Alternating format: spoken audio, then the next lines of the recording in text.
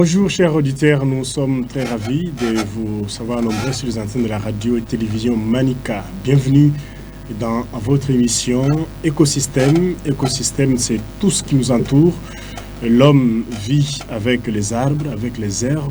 Alors, cette émission est là pour vous sensibiliser. L'émission est là pour vous éduquer comment protéger notre environnement, comment protéger l'environnement, parce que nous sommes le premier destructeur, l'homme est le premier destructeur de l'environnement, là où il vit et il détruit. Alors l'émission est là pour vous éduquer, pour vous informer et pour vous avertir. Une fois détruire l'environnement, donc ce sont nos vies que nous détruisons.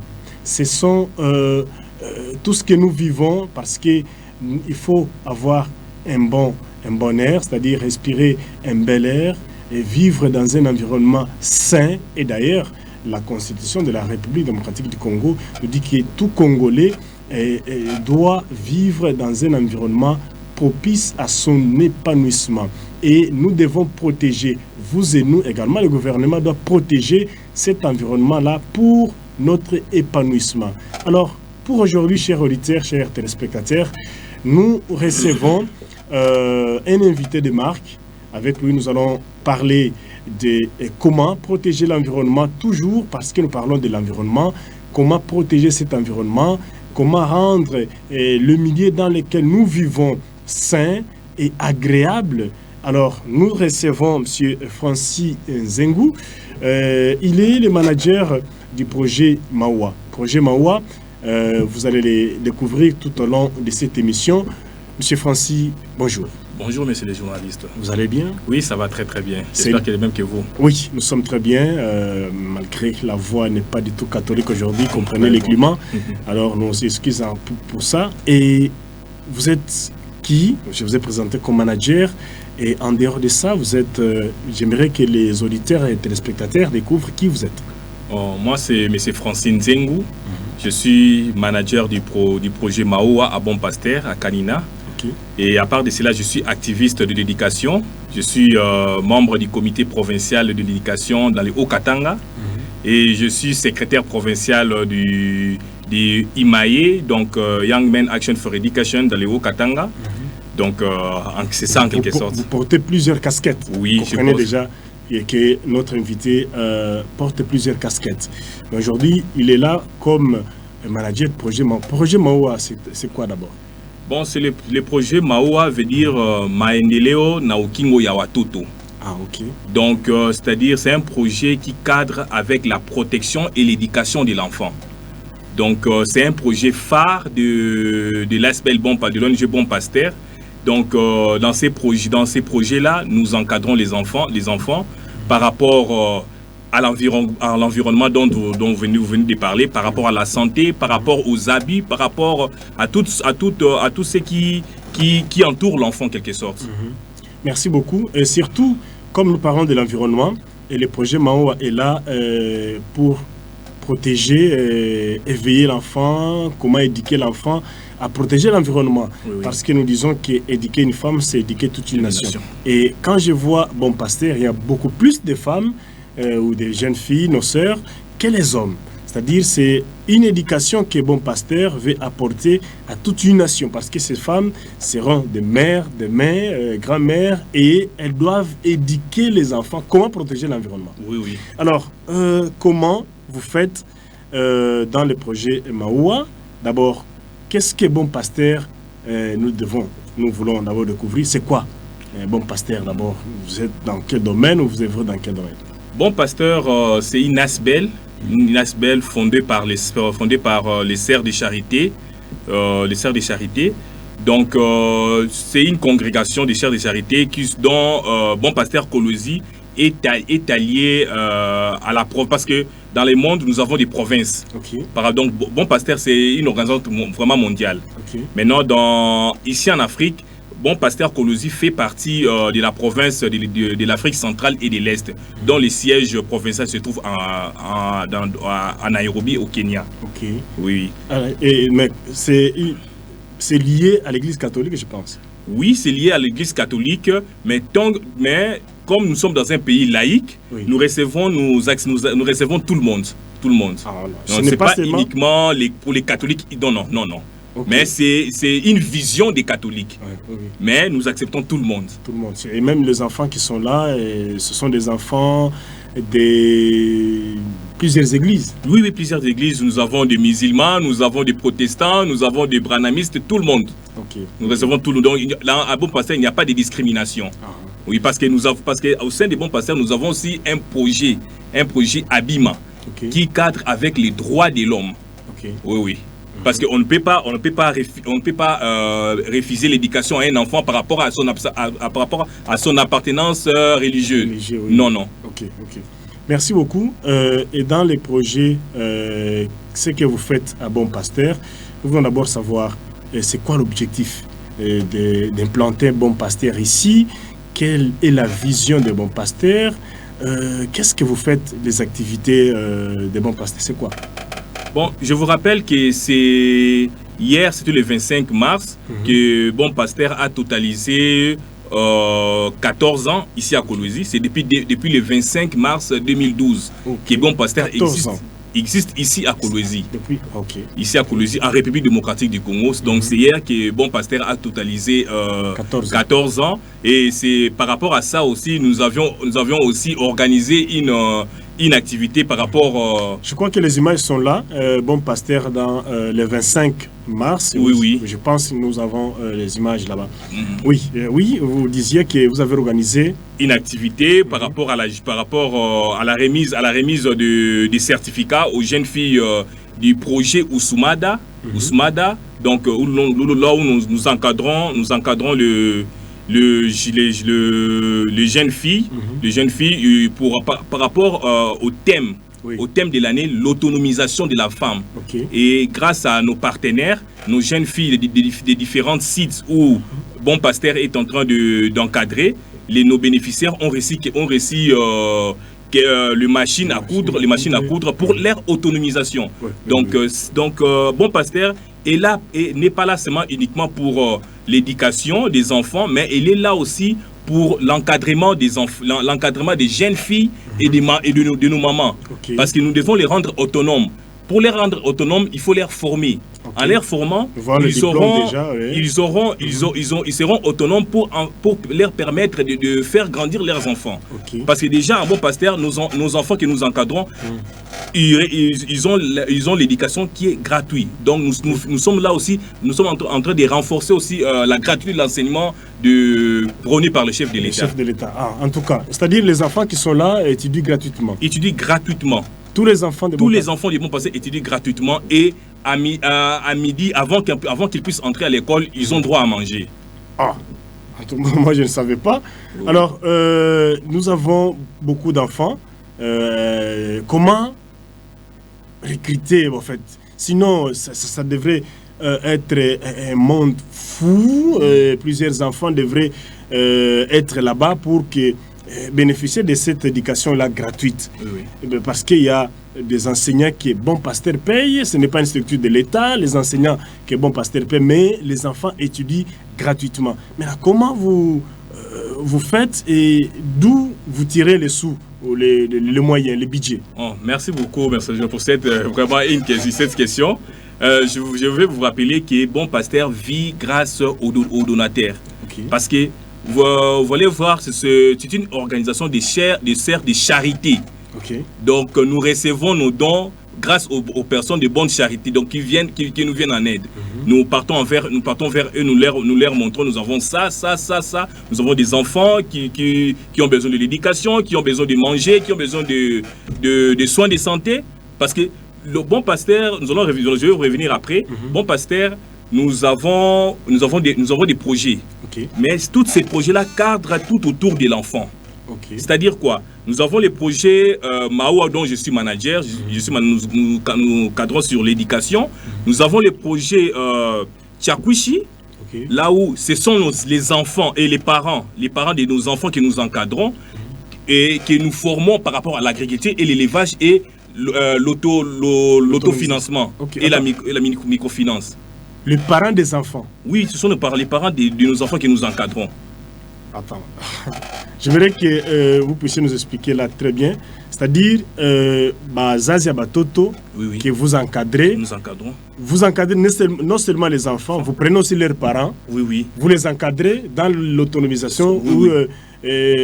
ou dans les microfinances. Dans les okay. microfinances, donc ils apprennent, d'abord ils apprennent comment cultiver, comment faire l'élevage, okay. Et après ils suivent la formation sur la microfinance. Tout ça gratuitement. Tout c'est gratuit dans les projets Tchakouchi. Okay.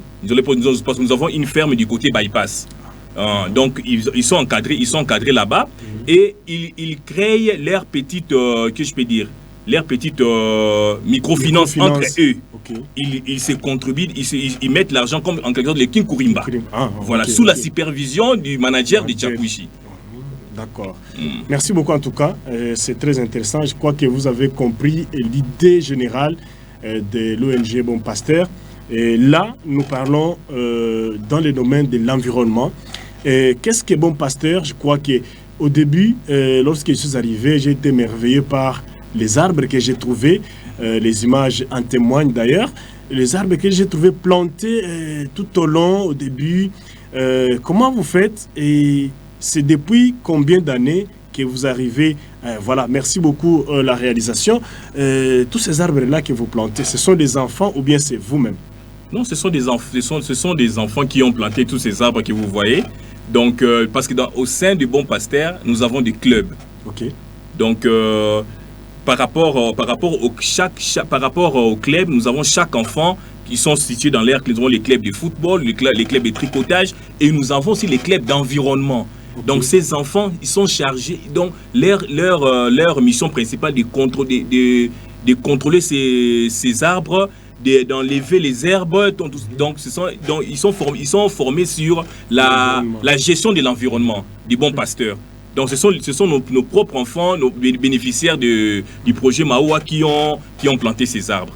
D'accord. Dans les projets de l'environnement surtout, est-ce que Bon Pasteur, ne voyez pas que c'est avec tout ce que vous faites, vous limitez quel est votre champ? Voilà, quel est le champ du travail? Qu'est-ce que vous faites? Enfin, le champ, la limitation de vos actions. Voilà, les champs d'action des Bons Pasteurs.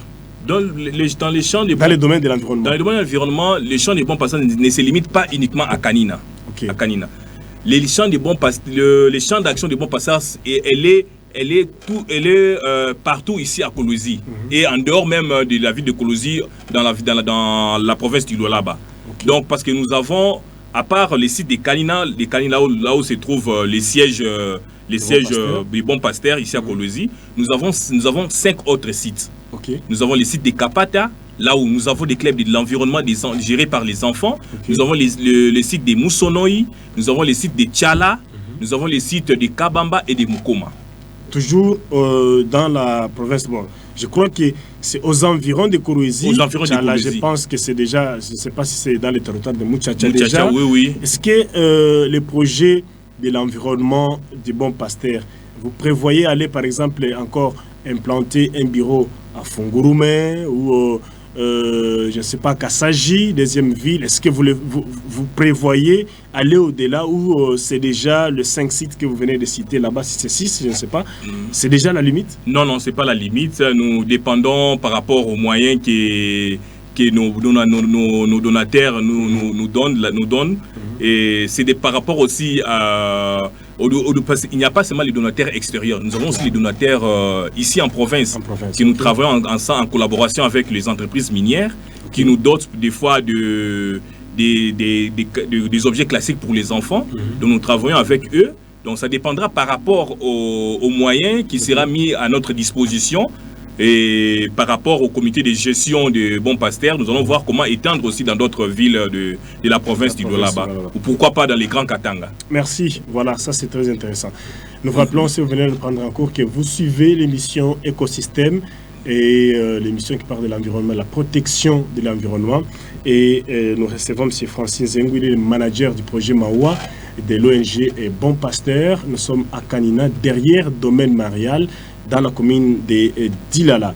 Alors, M. Francis, toujours dans le domaine de l'environnement, est-ce que je vais vous poser une question à travers des images que nous allons voir. Vous connaissez très bien cet endroit. C'est à Kolwezi, vers la cité Manika. C'est à la Courbire Mwatisenge. Vous voyez toutes ces images-là. Vous êtes à Kolwezi, je sais que vous passez dans les différentes avenues, dans différents quartiers. Vous voyez bien sûr des bouteilles en plastique par-ci, par-là. Alors, dans les projets de la protection de l'environnement du Bon Pasteur, bon, en voyant d'abord ça vers la cité Manika, vous œuvrez dans ces domaines-là. Qu'est-ce qui se passe dans votre tête? Bon, en voyant ces images qui sont en train de défiler, en tout cas, ça me met mal à l'aise. Parce que lorsque nous voyons toutes ces images ici, c'est d'abord l'homme congolais. D'abord, dans le gros, c'est l'homme congolais d'abord. Nous devons d'abord... ça choque en tout cas de voir ces images pareilles. Parce que ce sont ces histoires pareilles qui nous créent des inondations. Qui nous créent... Parce que lorsque ça bloque les passages comme ça, de l'eau va se déverser sur la route. Et de l'eau ainsi que le macadam, ça ne marche pas ensemble. Ce sont des ennemis. Ce sont des ennemis. De la route, ça va se dégrader encore. Et nous-mêmes, population, nous allons crier encore. L'État congolais, vous voyez la route, ça s'est détérioré, alors que ce sont nous-mêmes les premiers responsables. Les premiers responsables. Donc, les premiers responsables, c'est nous-mêmes, le peuple congolais. Nous devons prendre conscience en collaboration avec l'État congolais, en quelque sorte, avec la mairie, la mairie, que lorsque quelqu'un utilise les bouteilles en plastique, il doit savoir où jeter. Et non jeter dans les terrassés comme ça. Parce que en jetant dans les terrassés, ça se déverse dans la rivière. En se déversant dans la rivière, ça bloque les passages. Donc le tout cadre avec l'homme congolais. Nous devons vraiment sensibiliser sur la moralité de la gestion des déchets dans notre ville de Kolwezi. D'accord, merci beaucoup. Vous avez cité premièrement l'homme ou un Kolwezien congolais qui est à l'origine de tous ces déchets-là. Mais je vais vous donner un exemple. Vous connaissez très bien la ville de Kolwezi. De la 3e avenue, quand vous êtes à la 3e avenue au niveau du collège, jusqu'à la 3e avenue vers Coin Lusanga. Vous voyez cette distance là-bas, vous n'allez pas trouver aucune poubelle publique. Il n'y a aucune poubelle. Et donc, je suppose que si une personne, prend une bouteille d'eau au niveau de la 3e avenue et termine cette bouteille d'eau, donc est-ce que la personne va garder cette bouteille vide de la 3e avenue jusqu'à Lusanga là-bas? Il y a probabilité de jeter cette bouteille-là. Est-ce que là, ce n'est pas bon? 3e, 4e, 5e, il y a plusieurs avenues où il y a vraiment, pour voir une poubelle, il faut parcourir 100 ou 150 mètres. Et il y a dans d'autres avenues, les poubelles n'existent même pas. Est-ce que c'est également le problème de l'homme ou bien là, c'est l'État? Non, c'est toujours le problème de l'homme. Parce que lorsque l'État ne fait pas sa part, à ne pas mettre les poubelles le long des avenues. Mais toi, en tant que Congolais, toi, en tant que citoyen, tu ne peux pas te permettre, parce que comme il n'y a pas de poubelles, je jette. Non, tu les gardes jusqu'à chez toi à la maison. Tu peux les garder jusqu'à chez toi à la maison. Là, déjà, tu aides l'État congolais. Tu aides, donc, déjà, tu préviens aussi l'État congolais par rapport au débordement des eaux.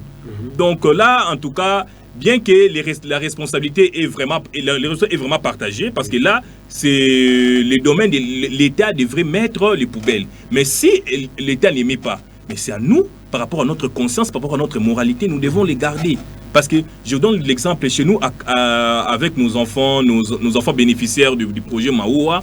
En tout cas, vous allez trouver, nous avons des poubelles partout, que ce soit dans les salles de classe, que ce soit dehors, partout.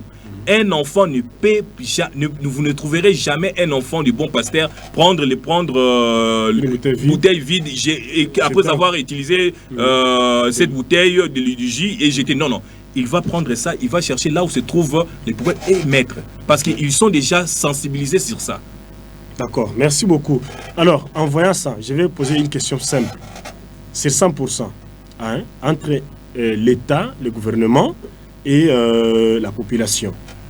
combien de pourcentage vous donnez à la population par rapport à la pollution de l'environnement?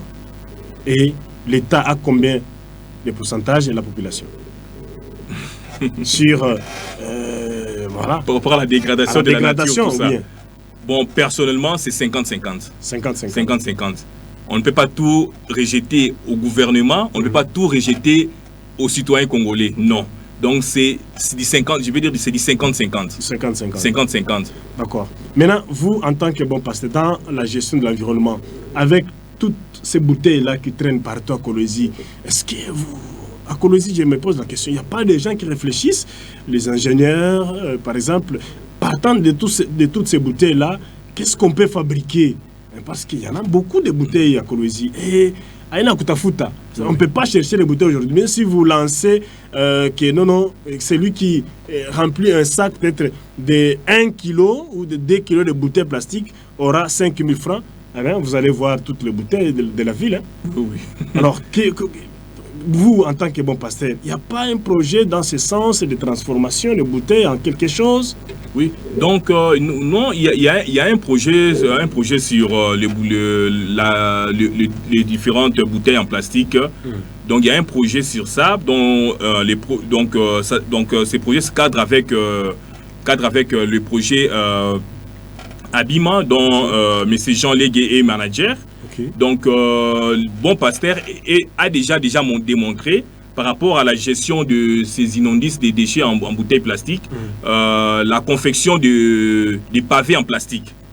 Des pavés en plastique, okay. Que nous avons déjà démontré cela à travers le manager Jean Lengue, mais nous sommes en train de devoir, en attendant que les matériels sophistiqués puissent arriver, que nous puissions augmenter la production pour mettre à la disposition du peuple congolais, des Colossiens ici. Surtout les pavés, nous avons besoin des pavés parce que à Kolwezi, je dirais que c'est un chantier, il y a des maisons qui poussent par-ci par-là, et à travers ces pavés-là, si nous arrivons, si l'ONG arrive dans ces projets de l'environnement à réunir tous les matériels qu'il faut afin que, à travers les bouteilles en plastique, les déchets, qu'on arrive à produire d'autres choses qui peuvent aider la population. Là, je crois que ça sera une bonne chose. Et en dehors de ces... J'ai déjà... bien sûr, j'ai été invité par vous une fois. Et en dehors de ces projets, est-ce qu'on ne peut pas encore faire autre chose à travers les bouteilles en plastique? Bon, à travers les bouteilles en plastique, il y a déjà un projet qui est déjà en marche, la fabrication des briquettes. Donc, ça, j'ai déjà assisté. Donc, c'est la fabrication, c'est en quelque sorte, c'est des braseros écosystème. Okay. Donc, nous utilisons aussi les bouteilles en plastique.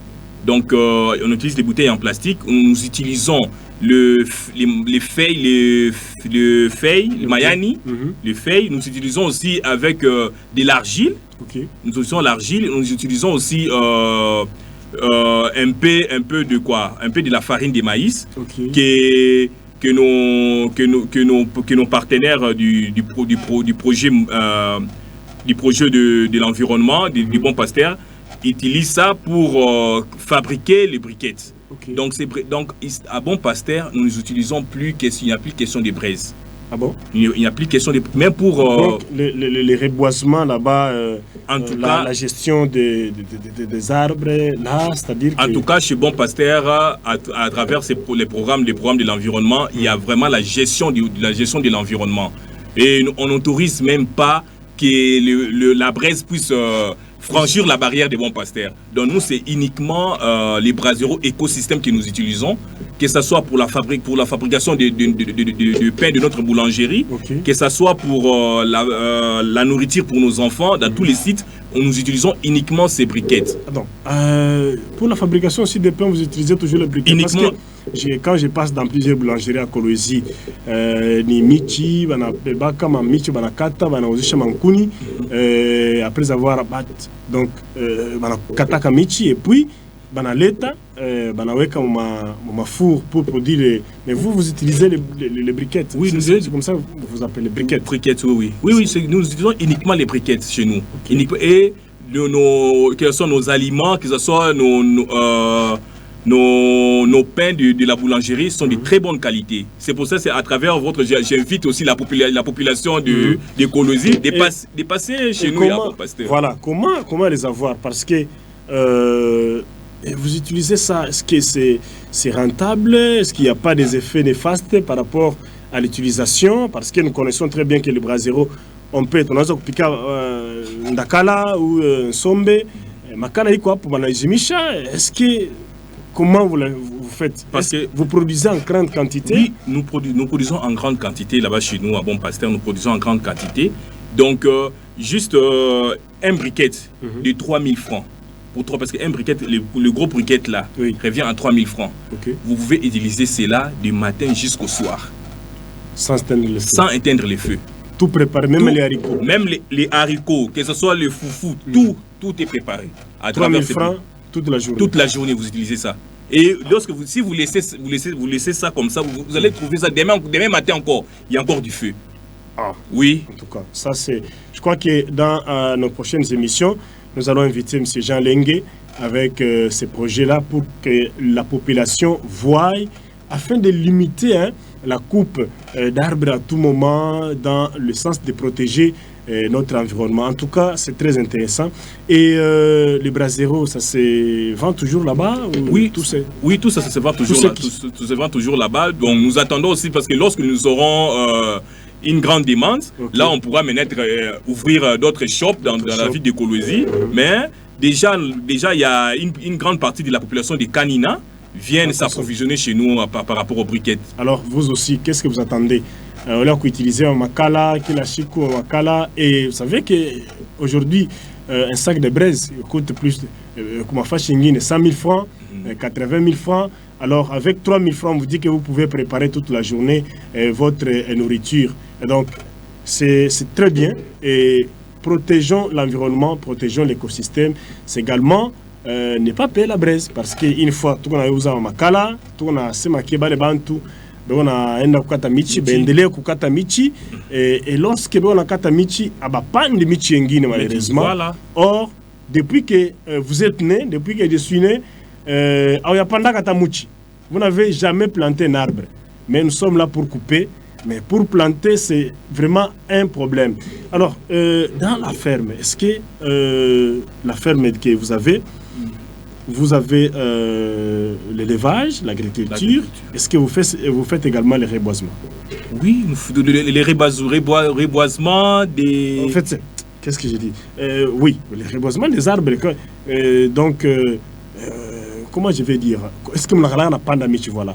Panda michi dans la ferme, il est bantu à la kata, vous arrivez que non, comme vous œuvrez dans l'environnement, est-ce que vous plantez les arbres? Oui, nous plantons. Donc dans notre ferme, vous allez trouver toutes sortes d'arbres d'abord chez nous. Okay. Vous allez trouver toutes sortes d'arbres. Et j'ai oublié de vous informer aussi, par rapport aussi aux briquettes, lorsque vous allez utiliser cela, et ça finit, les cendres là qui restent.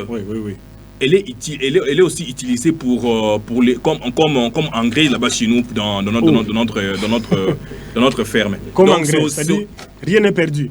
Donc en tout cas rien n'est perdu. Donc c'est comme un recyclage. C'est comme un recyclage en quelque sorte. Ok. C'est-à-dire la cendre, c'est un engrais chimique. Un engrais chimique. Cette cendre, elle est aussi utilisée comme engrais chimique là-bas chez nous. Donc, vraiment, ça c'est très intéressant. Merci beaucoup, monsieur. Vous avez dit ici que Bon Pasteur, dans le projet Maoua, encadre les enfants. Comment vous faites? Je reviens pour recruter tous ces enfants. Est-ce qu'il y a une catégorie d'enfants que vous recrutez pour être là? Quels sont les critères que vous faites afin que l'enfant puisse étudier, puisse être récupéré par Bon Pasteur? Bon, c'est la catégorie que nous encadrons, ce sont plus de vulnérables. C'est un travail qui est fait en synergie avec nos sociales, nos assistants sociaux du Bon Pasteur, qui vont vers la communauté, qui visitent la communauté. Et lorsque nous constatons qu'il y a des cas de vulnérabilité au sein de la communauté, nous parlons avec les parents. Et nous parlons aussi avec les concernés qui est l'enfant, les premiers bénéficiaires, parce que les parents sont les bénéficiaires indirects. Donc nous parlons avec eux pour ramener ces enfants à l'école. Et à part de cela, nous allons aussi dans les différents sites miniers, là où s'effectue l'artisanat. Oui. Donc nous sensibilisons, lorsque nous sensibilisons les enfants qui sont aptes pour l'école, nous sensibilisons sur les parents, que ce soit à Kapata, à Tchala, à Kabamba. Nous partons dans des différents sites miniers pour sensibiliser, afin de faire retourner ces enfants à l'école. Donc nous n'acceptons pas de voir, en tant que bon pasteur, de voir les enfants qui ont l'âge pour aller à l'école, alors que il y a la gratuité de l'enseignement, que bon pasteur est en train de soutenir l'État congolais, de voir ces enfants-là effectuer les travaux dans des sites miniers. Nous n'acceptons pas cela. Nous sensibilisons les parents, nous conscientisons les parents à travers la parentalité positive, pour ramener ces enfants à l'école. D'accord. Et depuis 14 ans, et combien d'enfants? Est-ce que vous avez un chiffre exact, ou bien vous avez déjà mené combien d'enfants dans le site minier? Et quelle est la catégorie d'âge? C'est entre 10 à 15 ans, beaucoup plus des enfants. Et lorsque ces enfants sont arrivés chez vous, vous avez encadré. Aujourd'hui, ils sont où? Qu'est-ce qu'ils font? Oui, merci beaucoup. Bon, en tout cas, les nombres, en tout cas, je n'ai pas ces statistiques, mais ils sont des millions. En tout cas, depuis 2012 jusqu'à ce jour, il y a des milliers d'enfants qui ont bénéficié de notre projet. Et lorsque nous encadrons ces enfants, lorsqu'ils finissent les cycles terminaux, ils présentent l'ENAFEP, qui aussi est gratuit, et puis ils présentent l'ENAFEP. Nous suivons ces enfants-là dans les écoles formelles. Parce que nous sommes dans l'école informelle, c'est des centres de rattrapage scolaire. Nous sommes dans l'école informelle. Nous suivons ces enfants-là dans l'école formelle, dans les différentes écoles, là où ils vont pour continuer leur humanité.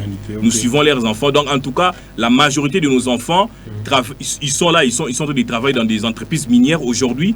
Les autres, oui, les autres, ils ont déjà ouvert leur atelier de soudure, leur atelier de menuiserie, parce que nous avons... Après l'optation de l'ENAFEP, chaque enfant est libre. Chaque enfant est libre s'il s'est dit que non, moi je suis capable de suivre une formation par rapport à la menuiserie, par rapport à la soudure, à la mécanique. Nous les orientons vers ces domaines pour les encadrer. Et ceux qui veulent aller suivre l'école formelle, nous les orientons aussi et nous les accompagnons. Donc, à travers nos assistants sociaux, ils font les suivis chaque mois. Ils passent dans ces écoles pour avoir les informations nécessaires par rapport à nos enfants. Et alors, lorsque vous les guidez comme ça, dans ces différentes écoles formelles, est-ce que c'est toujours bon pasteur qui prend en charge, ou bien vous vous limitez à l'ENAFEP lorsque l'enfant présente l'examen final, et puis là où il va, ce n'est que les suivis? Donc, dès que l'enfant a son certificat de l'ENAFEP, en tout cas, nous nous limitons par rapport au soutien financier, mais nous conscientisons les parents. C'est par là nous revenons sur la parentalité positive. Nous conscientisons les parents que bon pasteur, à travers son programme, a pris en charge votre enfant jusqu'en 6e primaire. À vous maintenant de prendre la responsabilité, pour continuer l'éducation de l'enfant. Et lorsque aussi nous voyons aussi, nous savons, nous sommes au Congo, des fois la situation sociale, des fois ça marche ou ça ne marche pas. Et lorsque nous faisons les suivis de ces enfants, lorsque les enfants nous disent que non, ça fait 2 ou 3 mois, on n'a pas encore payé nous voyons en collaboration avec le comité de gestion du bon pasteur pour s'y plier à quelque chose pour l'enfant. Vraiment, ça c'est très intéressant. Merci beaucoup. Alors, j'y reviens dans les projets de l'environnement, le projet Mawa. Je vous ai montré où nous avons vu les images ici des bouteilles. J'ai une question. Est-ce qu'aujourd'hui, avant, on a vu que les chefs de quartier, les chefs d'avenue, sensibilisaient beaucoup plus la population à l'environnement. Mais aujourd'hui, vous avez grandi depuis longtemps, et la saleté que vous avez vécue quand vous avez 10, 15 ans, et cette saleté, cette dégradation d'aujourd'hui, c'est les jours et la nuit. Comment eux arrivaient à les faire, et aujourd'hui, ils n'arrivent pas à les faire? Pourquoi? S'ils n'arrivent pas à les faire aujourd'hui, c'est... Une fois, j'ai approché aussi un chef de quartier, un chef d'avenir, pour lui demander comment est-ce que, en face de chez vous, en face de vous, votre voisin, il n'arrange pas devant de chez lui. Pourquoi?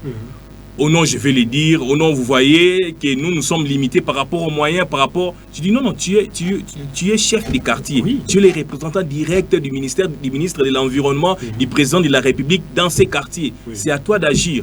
Bon, c'est une question que les autorités, dont le gouverneur, le maire de la ville surtout, bien les bourgmestres, doivent faire.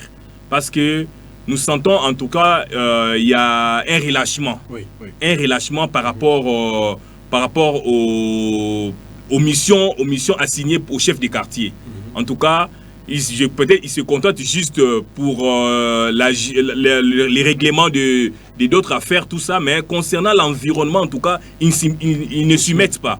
Donc, en tout cas, c'est un message que je vais lancer auprès du maire de la ville, des maires de la ville, du gouverneur, ainsi que voire même le ministre provincial de l'environnement, de voir en quelque sorte de tirer un peu le chef des quartiers pour voir, de faire le suivi, parce que ce n'est pas le bourgmestre qui va descendre sur l'avenue pour constater. C'est toi chef des quartiers, c'est toi chef d'avenue, toi chef de cellule, de constater, de faire et de sanctionner. Si la personne elle est récidiviste, vous partez avec lui au tribunal pour suivre. C'est ça aussi l'état des droits. Oui, oui, c'est ça aussi l'état. Donc si on commence à faire ça, je crois que toutes ces bouteilles-là que nous voyons, nous les vendons. En tout cas, si nous constatons cela, toutes les bouteilles que nous voyons, en tout cas, et j'aimerais aussi mettre un accent sur les entreprises minières qui ont signé des contrats avec les communes. Oui, les contrats qu'on appelle quoi? Les cahiers des charges. Voilà. En tout cas, ça m'étonne de voir, lorsque je prends l'avenue ouverte d'Ilungu, de voir les gens ont entassé les ordures sur l'avenue, soi-disant ils attendent ces entreprises pour venir. Mais vous allez trouver ces ordures vont faire une semaine sur la route. Mais les enfants passent là-bas chaque matin. C'est la fièvre typhoïde. Les petits enfants qui passent là-bas, ils peuvent faire tomber à manger, ils vont ramasser. C'est la maladie.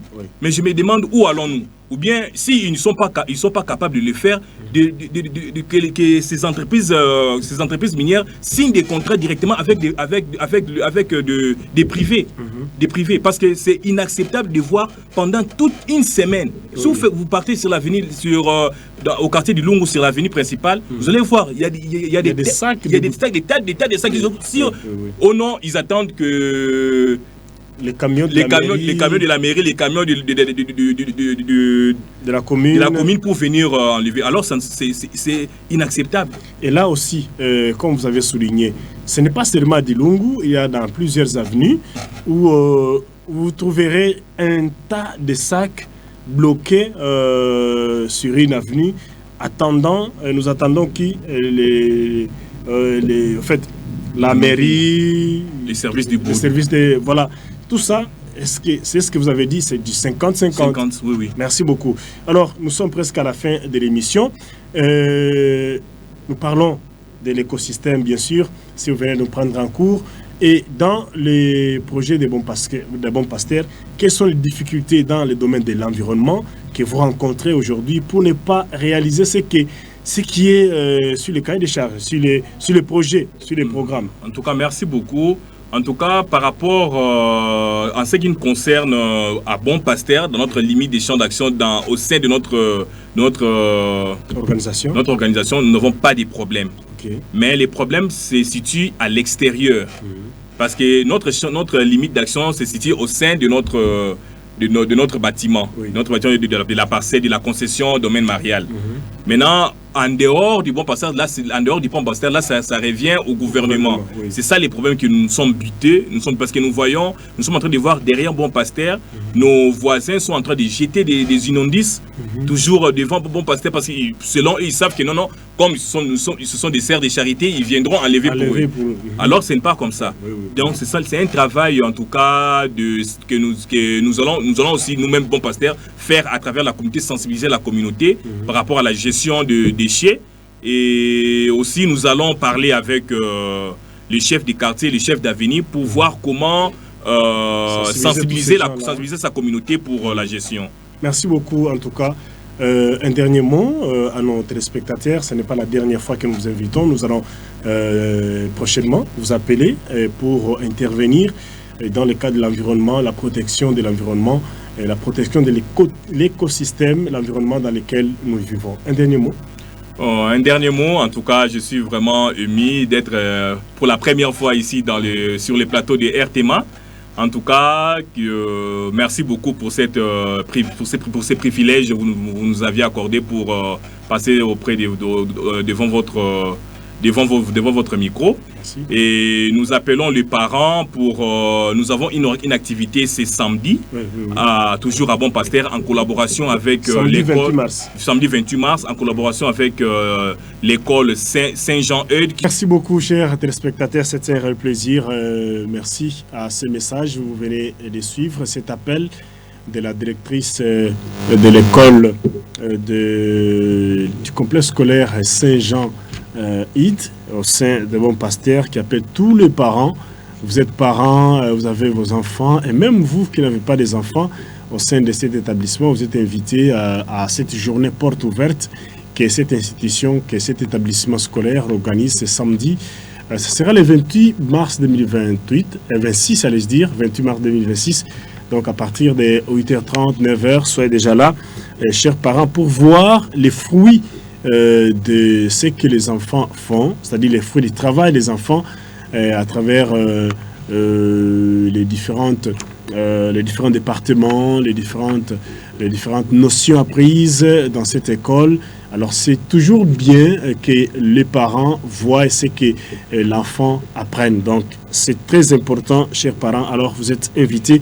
Merci, c'était Écosystème. Merci à monsieur Francis Nzengu, qui est le manager du projet Maoua au sein de cette organisation non gouvernementale, ONG INASBL. Et le rôle de cette émission, nous avons toujours dit que c'est d'assurer l'assainissement de l'air que nous respirons et de l'eau que nous buvons.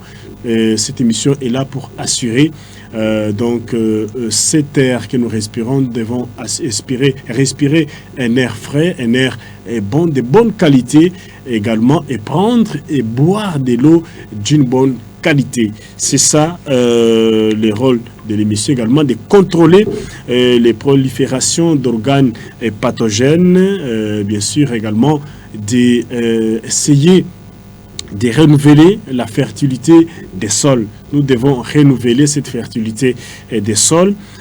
Donc l'écosystème, c'est l'ensemble de tous les êtres vivants qui vivent dans un milieu donné.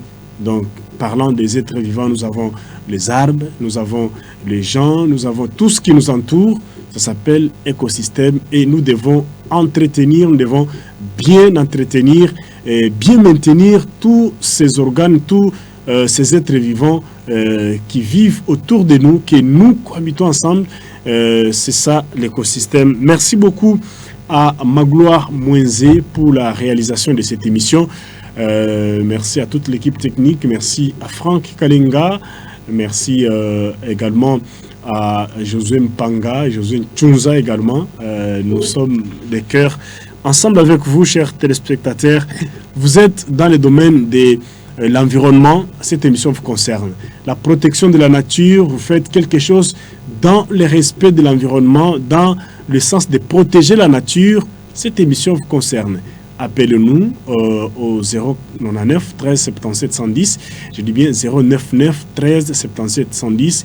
Vous œuvrez dans le domaine de l'environnement, de la protection de l'environnement, de l'écosystème, la biodiversité, les recyclages. Alors, cette émission vous concerne. Venez afin que nous puissions lutter contre la pollution de l'air, la pollution de l'eau, la pollution de l'atmosphère, pour que nous puissions vivre dans une atmosphère saine et sans microbes. Merci à vous.